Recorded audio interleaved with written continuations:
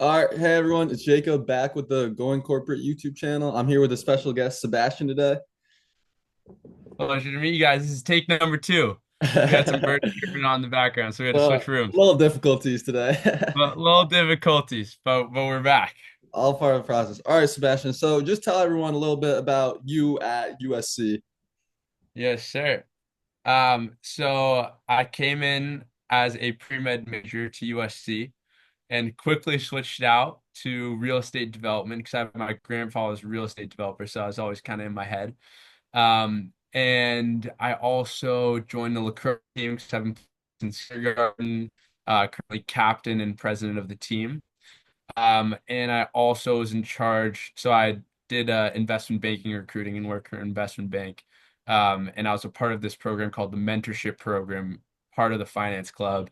And I was in charge of that my junior year. So I helped mentor probably 50 kids through investment banking recruiting with the help of two other people, and in a fraternity teak at USC. So I got a ton of different things going on. It's a lot of fun. That's cool. That's cool. So what initially interested you in like kind of like the finance world? Yeah. So I can kind of give you my backstory a little bit. So my grandfather was a real estate developer, and growing up he would always tell stories about like, his different projects he had going on, which I thought was super interesting. But more than anything else, I really looked up to my grandfather. And so I was like, whatever he's doing, that seems to be the thing that I want to do. So I had no idea what it was, but I was like, my grandpa's doing it, so I'm going to do it. Mhm. And I became very interested in it. And like other kids probably didn't do this, but I was very interested in just like the architecture of buildings and like being in a room and just like physical space felt very satisfying to me. And I would walk around and I would like look at different textures on walls, and I would like be walking with my parents and I'd like be like feeling like random walls as we were walking past. Very odd. But something that I was actually very interested in. And so I begged, like fourth grade, they took me to this like architecture camp in Arizona because I thought that was real estate development, which is not. But I still just wanted to get involved. And so I just, continued that. People always ask me like, what was your dream? My other kids, astronaut or policeman. It's like it was real estate developer for me since a kid. And so then I also had um I was on the lacrosse team in high school, and I went to St. Ignatius High School. And my lacrosse coach, Chris Packard, is an incredibly competent human being, like very strong, like would give us these great inspirational like speeches before big games. And really, he was the person that I'm sure like a lot of people who've played sports have had coaches like this. He showed me my limits and how hard I could push myself. And and he had a great family and a great wife and just really had just a good role model. And he was an investment banker. And Okay. so, again, didn't know what investment banking was, but I knew that this guy, Chris Packard, is incredibly strong. So I want to be like him. So I got real estate developer, I got investment banker, and then, just kept going. And I wanted to get involved in any capacity. So in high school, I worked in construction. So I was getting out there early in the morning with my best buddy, digging trenches, pouring concrete, like putting up wallpaper, painting, whatever they wanted us to do. We were probably sometimes more of a net drag on them because like we weren't skilled labor. And Mhm. so like it was just whatever, we were just physical people to just move things around. But what I loved was being a part of the real estate. I was at one of the lowest rungs. I wasn't even I was a construction worker, but I was an unskilled construction worker. So I didn't know anything. But it was just fun to know that some person that knew finance came up with the idea to build this, and I was the one at the bottom. Like I was an infantry soldier putting it all together, which I really enjoyed. Nah, And it was that's also cool. it was really just fun too. Um, Yeah. and so then, so I got honestly, I got into college. A lot of people I feel like don't know why they're applying to college initially. And I did know why I was applying ish. It was just what everyone else around me was doing. It's what I had the opportunity to go, so I feel like I wanted to go. Um, but I came in as a pre-med major because I'd taken a molecular biology class in high school and I really enjoyed it. And then I also did like this internship at Stanford for like surgical skills. And that was a I enjoyed it, but it was the epitome of a resume builder. Yeah. Like I was just like, this is gonna help me maybe, it was recommended by my college counselor to do it. And it was an awesome program and super interesting, but it just wasn't really personally driven by me as an interest. But my application was then fully aligned with pre-med. So, Hmm. I wrote my apps. They're like, why, what do you want to do? I was like, I've done this, I've done this like this pre-med like Stanford surgery camp and I did this molecular biology course. So I want to do this and it worked. And so I got in, but I knew what I always really wanted to do. Um, Now a little thing that I'll add is that um the pre-med and that track really has baked into it a lot of meaning. Because for your job, you literally get to help other people. Hmm. And that's something that did always really speak to me. And so that is something that in some way I do want to integrate into my current job and into my future in some capacity. I don't know how I'm going to do it. I have Yeah. a few ideas, but I do not think that's a bad path by any means. And I didn't have total uninterest in it. I did have some interest. Oh, okay. So I long think story short, a lot of different role models for me led me into finance. Oh, okay. I think it's cool how you talk about like the real estate industry because at least for me as like a high schooler, it's all you hear about is investment banking and consulting. So I definitely think it's Yeah. like more of a slept on industry. Yeah. I mean, it's definitely slept on. It's difficult to get into a lot of times. Mm. Because I'm working for a real estate developer in San Diego, and my team only has three other people in it. Oh, And there's tons of investment banks that select from the top schools, and there's limited spots, but there's more spots. And yeah. so if you're going to go into like the buy side, which is when you own property, so any real estate company that buys a property, you don't need that many people to do that. You just need a few smart people that have good ideas. Now, the brokerage industry is a whole nother category, a lot more spots there and a great place to start your career. But I do agree, it is definitely slept on. So Definitely slept. what are some things that you think like helped you specifically break into real estate? Yeah. Um, Being able to tell a good story is very important. And more than that, believing your story. At this point in our lives, we're only potential. I'm only potential. You're only potential. We've done nothing. Like we've gotten maybe some good grades. We've done nothing in the physical world, like in the actual business world, to show people I haven't generated this amount of revenue. I haven't built this many buildings. I've only studied this hard in my art, math, history class, and that's not enough to show companies that you're gonna do a good job at the company. So it's really formulating what you genuinely care about, not what your parents are telling you, not what the people around you are telling you. Just really sit with yourself. And I'm very like analytical with how I view my life. Like I think 40, 50, 60, 70, 80 years down the line, if I look back at myself right now, will I have been proud of myself and the things that I did?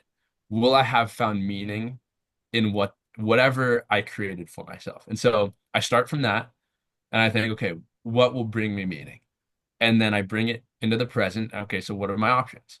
And I formulate a story that is genuine, that aligns with where I want to go. And then when you tell that story to people, it really comes across. Like in these last interviews that I had, I was actually getting emotional when I was telling my story because of how much I believed it and how much I cared about it. And I'd never experienced that before. Because when I was doing the applications to USC, it was like, I want to do pre-med because of this and this, but I didn't Yeah. actually want to do that. Hmm. And so it's formulating a genuine story that you really care about. And that can be anything. But Yeah. as long as you find that, that's one of the most important Okay. Okay. So things. that's a good point. I feel like a lot of people don't talk about like that. They want to see authenticity. Yeah, well, I mean, it's easy to slip into not having authenticity, Yeah. because like a lot of people, you kind of just want to go with the crowd and the people around you. It can be Yeah. really scary to not go with the crowd and to Yeah. not do what other people believe. But that's how you create anything original and unique Yeah. at the end of the day. So essentially, just like be authentic when you're telling your story and know how to tell a good story. And you just do that by practice and failure. For sure. For sure. Yeah. And also just like A lot of hard work too, obviously. Like it takes it's very hard, but it's also as hard as you make it in that sense. Like my grandparents came from Mexico on my dad's side, and on my mom's side, they were immigrants from Poland and from France and Germany, and they obviously came to this country with nothing. And I grew up on the stories hearing my grandfather tell me about how he like carried like he worked three jobs at a time, carried railroad tracks, like worked at a gas station, broke his back while he was working on the railroads. And this was all to support my family. Yeah. And I feel like often us as young people don't have a gratitude for the things that we have. And so it's understanding how fortunate we are to be in the positions that we are to actually attain all these things is super important. Because that's also what employers are looking for.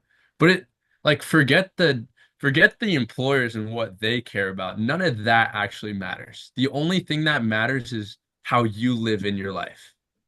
And based upon that, you're going to positively impact all the employers and all the people that you have in your life.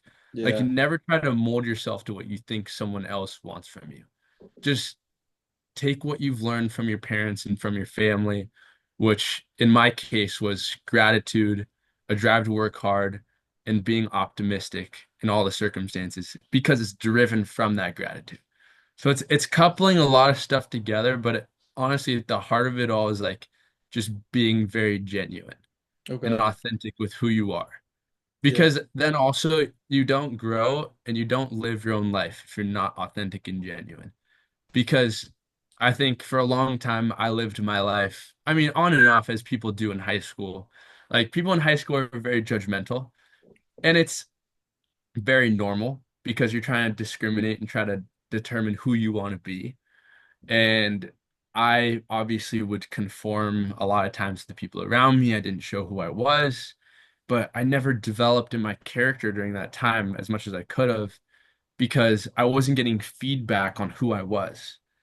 But then once you flip that switch and you start living your own life, then you live the adventure of your own life because it's like no matter what, if this goes bad or if this goes good, it's I did it. But Yeah. then the beauty of that is then your character evolves and develops and grows. But that's a scary thing Yeah, as definitely. well. Yeah.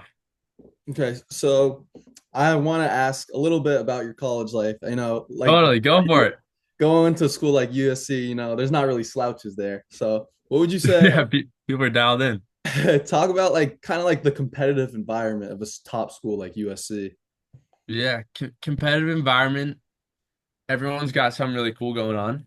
Yeah. Um, everyone worked hard at least to be there. Not everyone works hard while they're there. And I think that kind of goes back to understanding why you actually are doing things in the first place. So you don't necessarily waste the time when you're at school. But I would say the vast majority of people are honestly very inspiring at Mm, USC and they push me a lot. Like I have people that are at top investment banks, they're actors, they're doing cool stuff all across the board. They're great athletes. And it's just a very contagious energy.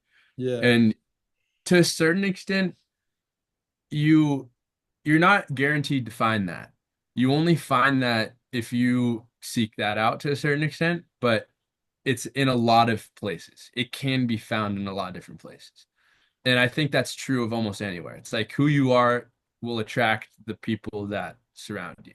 And so if you turn yourself into a person that's very hardworking and competent, then you're going to also attract those people and gravitate towards those people.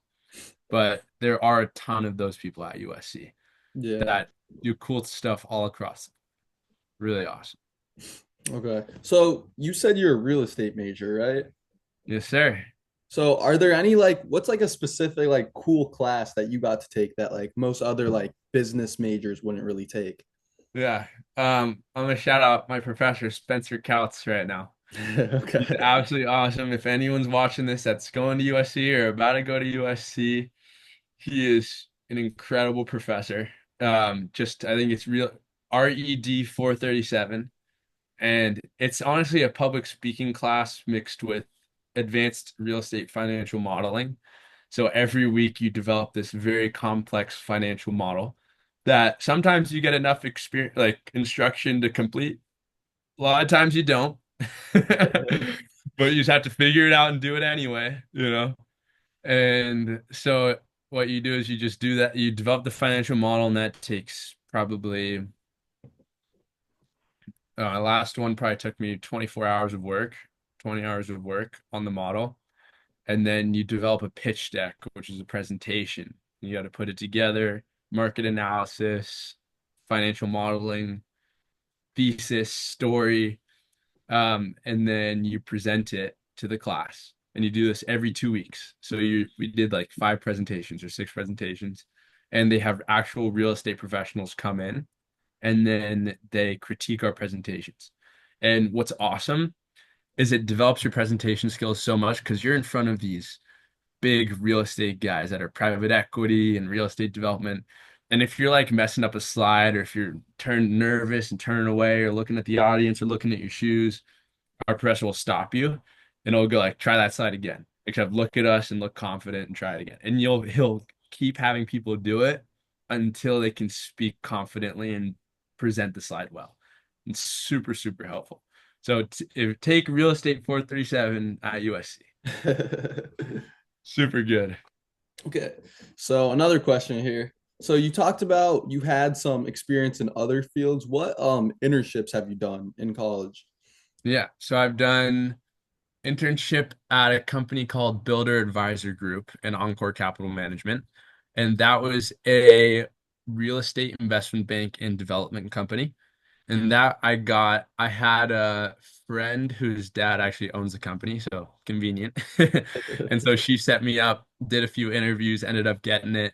That was in Marin County in San Francisco. And what I was doing was I was valuing public and private home builders. So home builders are, I don't know if anyone knows if you know what a master plan community is, but it's essentially like like suburban neighborhoods where all the Yeah. houses kind of look similar. Hmm. So throughout the United States, there's tons of those. And so home builders will buy large tracts of land and then they'll split them into plots and then they'll build these kind of cookie cutter style homes. And they're not always super cookie cutter, but that's the idea. And so what I was doing was I was valuing these companies. And how I would do that is I would do like there's these things called multiples. So let's say a company has like a certain amount of revenue. Let's say like $100 for this example. And so you can use a multiple to value the company. So you can say, okay, so if their revenue is $100, then a multiple of 2 times will get you the value of their company. So if it's 100, then you multiply the revenue by the multiple, and then that gets you to the valuation. And you find the multiples by finding an average of the companies that are similar to that company. And then you use many different types of multiples. That's one method of valuation. So that's one thing that I was doing. Um, I was also sitting in on these mergers and acquisitions transactions. Do you know what investment banking does? A little bit. I have a little bit of knowledge in there. Oh, maybe I can explain that a little bit. So, Yeah. investment banks do mergers and acquisitions and capital raising. So, one of the big kind of main things that they do that people really like is the M&A is what it's called. So, one company buying another company, it's kind of like a real estate broker in a sense, where that's what investment banks are. They're middlemen and brokers in big transactions. So, if one big company wants to buy another big company, the investment bank will advise on that transaction. They'll say, so let's say it's a company that wants to be bought or a company that wants to buy another company. They'll say, okay, maybe you want to expand into this market. Maybe you want to, complement your team with this type of personnel or whatever it might be, however it'll benefit their company. The investment bank will value the companies, they'll advise on the transaction, and then they'll take a certain cut from the fee, maybe 1.5 to 2%. And 1.5 to 2% off of 500 million or $1 billion deal is a ton of money, Yeah. and it's split by not that many people. So that's why investment banks make a lot of money. So what I was doing is I was in the home building industry and I was sitting in on these meetings where they were talking about valuing or buying or acquiring certain companies. Now, investment bankers also capital raise. So what that means is they can raise either, and I don't know how into the weeds we want to get on this, but they can raise either equity or debt, and they'll go to an investment banker to be able to raise that. So let's say a home building company needs a certain amount of money from a bank or from some sort of lender to finance buying a big tract or to finance building a big tract of homes. So they'll go to investment bankers and they'll help raise that money for that specific company, and then they'll take another percentage off that transaction. So investment bankers just help companies grow and they advise those companies. And so that's what I was doing. And then so at the same time, I was also doing a same internship under the same CEO. And this was for a company called Encore Capital Management. And for them, I was, I was doing, we were doing like lending for, this family that owned a bunch of land.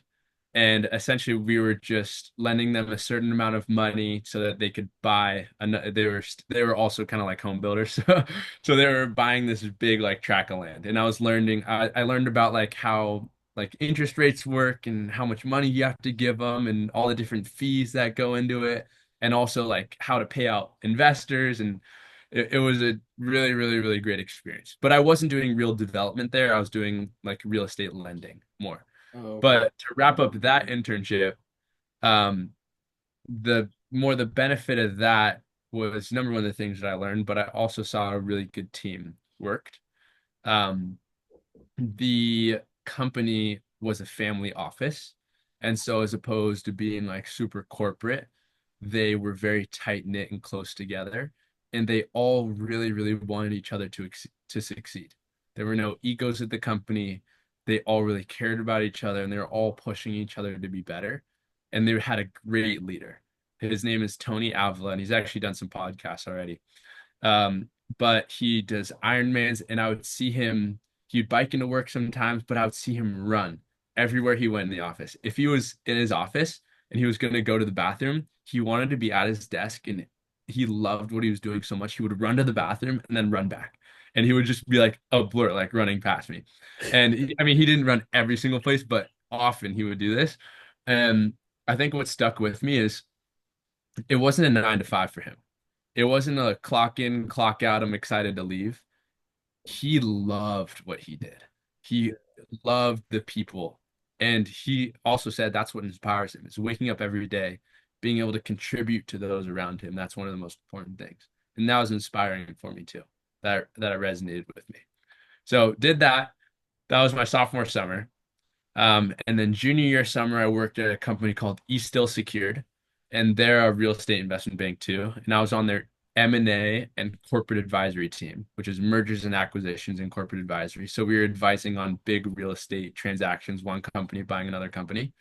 Um, and then that was a great internship. Eastdil is a wonderful training program. They really test your Excel skills. So I was learning all the shortcuts, couldn't use my mouse. And then at the end, I built this big financial model, which I presented to real estate the teams in San Francisco and New York. And that was a really, really great experience. And then I finished that internship.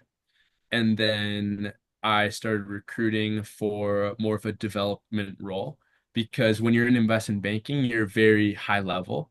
You're one company acquiring another company, but you're not very isolated to the real estate. And as a real estate developer, we buy individual plots of land and we'll build a house on that. And that's the experience that I wanted to get. So then I ended up interviewing for a company called Hines now in San Diego, and I'm going to be working for them after Oh, college. So that's that's kind of my trajectory. I gave you a lot of information there. I can go no, into any that's good. That's specifics on good. any That's of it. exactly what I wanted. So you said you were a part of a finance club at USC? Yes, sir. Can you talk a little bit about that experience? Yeah, totally. So this is called the Trojan Investing Society Mentorship Program. And I was planning on going into investment banking, but very roughly. And this, um, let me see how much more battery I have. So this real estate or this oh, let me plug in my computer real quick.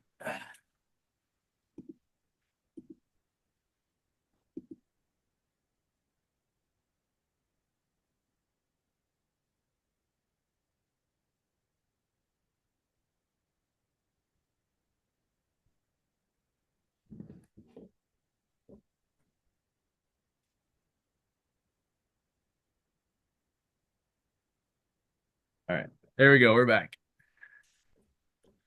So, so the finance club called TIS at USC, really great program led by some awesome people. Um, so essentially what it is it's a just in general finance program. So TIS has kind of three main components. If you're a general member, what you do is you join when you're a freshman, you kind of learn about finance. You'll go to some company visits that come in. So like JP Morgan will come in, they'll present about what they do, the type of people that they're looking for. There's also workshops where you learn about investment banking, and this is for general members. So workshops where you just learn about general finance terms and just what the industry is. And then there's programs within TIS, the finance club, called the Leaders Program. These are the other two components, and the Mentorship Program.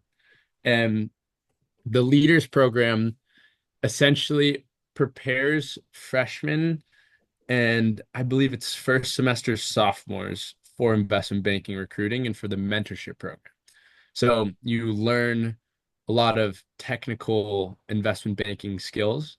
So they'll give you accounting questions, they'll give you like acquisition, M&A questions, which is the mergers and acquisitions questions. And this is very highly specific, but moral story is you learn technical questions. And great people that do that too. They bring everyone into the room, they drill them in. You have homework for the actual program, which is crazy but awesome, and then it prepares you for the mentorship program. And I didn't do the leaders program because I didn't even know I wanted to do investment banking at that point. But some kids are very locked in and they know they want to do that.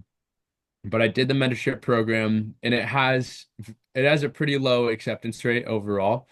And they it's like a lot of people in the program place very well at investment banks. Almost majority of people will do pretty well. And it's up in the air whether it's the program that does it or if it's the people that are already able to get into the program would already be able to do investment banking in the first place because they're smart. But the club definitely does help. Yeah. So then I applied for that. I did my interview, and luckily I had a great interviewer who's still my friend, and she gave me like the easiest technical questions like possible. I was prepared for like all this stuff. Mhm. And I actually ended up conducting the interviews later on, and I made them, they were like 10 times harder than the interview that I got. Yeah. But I got just it. Like I would have not have made it into the program if I interviewed myself, like Mhm. when I was trying to get into the program. Um, but I ended up by some miracle getting in. And this isn't necessarily how it should be, but that kind of gave me the confidence a bit that, oh, like maybe I can do this. I'm in this program, like, maybe there's more to, maybe I can actually get into an investment bank. So then I started grinding for it really, really hard. Um, and got, rejected from every investment bank under the sun until the last one. Um, and then, so what the mentorship program does is it pairs you with an upperclassman that's already been through an investment banking recruiting, and then they kind of are your one-on-one mentor. And then there's also different workshops where we'll put together resumes. We'll send resume books to each investment bank. So it's just a collection of the resumes of the kids in the program. We'll send it to these investment banks, and they'll look at these kids, and then give them chances to interview, hopefully. And then we also do trips to San Francisco and New York and also Los Angeles. And so you'll visit over the course of 3 days, probably 10 to 15 investment banks, and you'll do the same in New York. And it's one of the most important things because you meet the bankers face to face. And these bankers get tons of calls from all these kids. They're getting calls every single day, but you get to be in the office Yeah. and actually meet them. And you get their contact information. It sets you off on a really great foot. So that's one of the honestly biggest value adds of the Okay. program. So that program was so helpful for me. I came into the program and I was scared and insecure and didn't know if I was going to be able to do it. And it really helped develop my character a ton because you get rejected every day, you Yeah. know? Like you're on calls that don't go well, you're sending emails that don't go well, you're failing, you're making mistakes, and it really develops your character a lot.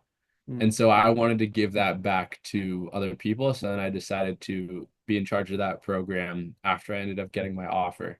And that was really, really rewarding.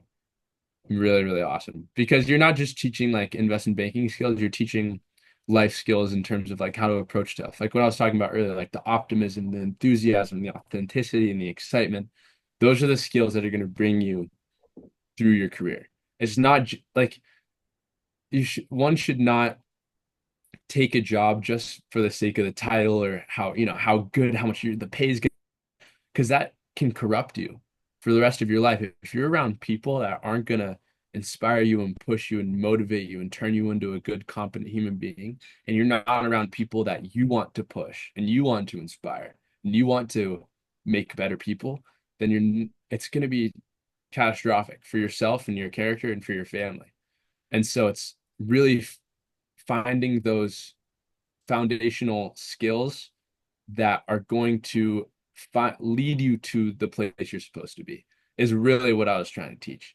But also like hard skills are important, but as apart from the philosophy. Yeah, But that's definitely. a long story about the about the program. All right. Well, that's the rest of my questions. You answered these perfectly. You were like the perfect person to have on. All right, Fiona's an awesome human being. So if she was on with you, I was like, I've got to talk to this kid. This guy. Thank you so much. I'll continue to reach out for you for sure. I'll keep texting Yeah. you. Are we still we're still rolling, right? Yeah, Um, I'm ending the recording right all right, now. okay, can I add one more thing? Yeah, Last thing I'll add is that things are not gonna go how you plan at all. yeah. And anything that like maybe it'll go roughly and maybe at the end it will, but stuff definitely gets real and gets difficult and there's going to be tons of failure and insecurity and Lord knows over my college career. Like freshman year when I came into college was really tough. I was calling my parents every day. I was crying on the phone. I was super sad. Like I really wanted to go home. Um, and it stayed like that for a while and I didn't really feel Wait, close to wait 1 second here. Wait, I have to stop this.